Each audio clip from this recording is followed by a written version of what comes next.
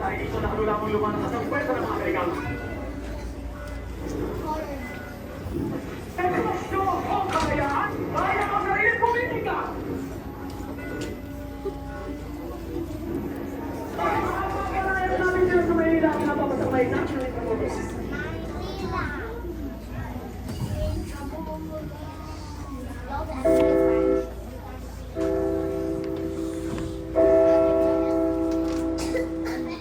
Magandang araw po! Noong panahon ng mga Espanyol, itinayo nila ang Intramuros. Dito nagsimula ng pamahalaan, simbahan, para ng mga Espanyol.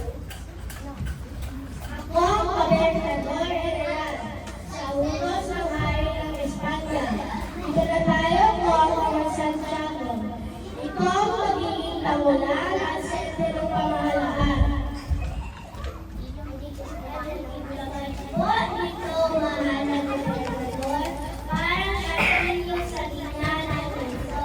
Ang dami kong sundalo, ang tatag ng pader. Ang pangalan nito ay Hamo, sa salitang Kastila na ikra na ibig sabihin ay loob, at muros na ibig sabihin ay pader. Ang Fort Santiago ay naging simbolo ng kapangyarihan ng mga Espanyol sa pamahalaan.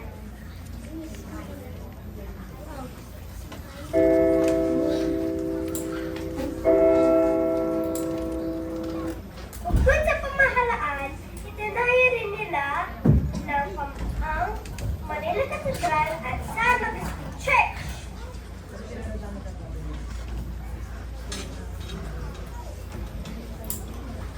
Maligayang pagdating mga anak.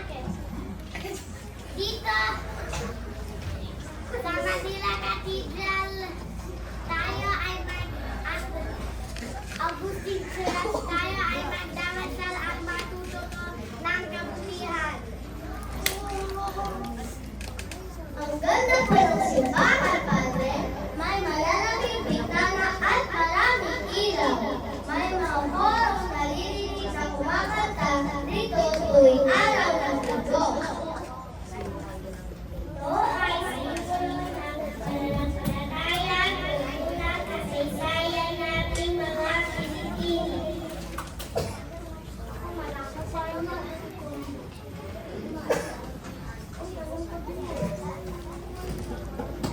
Oo, anak.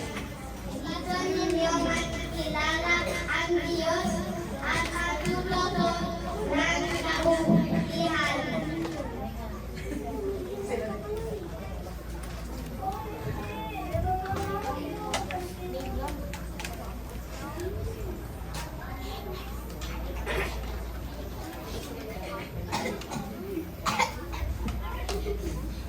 Dito nagturo ang mga gale tungkol sa pananampalataya sa Diyos.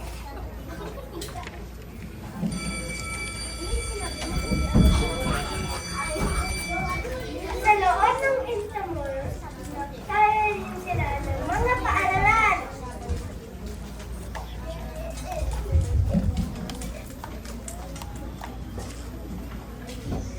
Mga anak, sabihin natin Buenos Dias, Padre.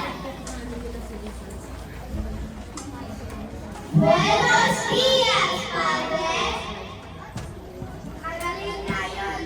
Kitang isulat ang pangangin at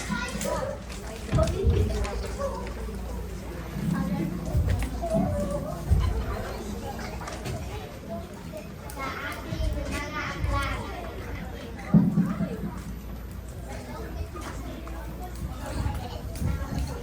Masaya po kami dahil marami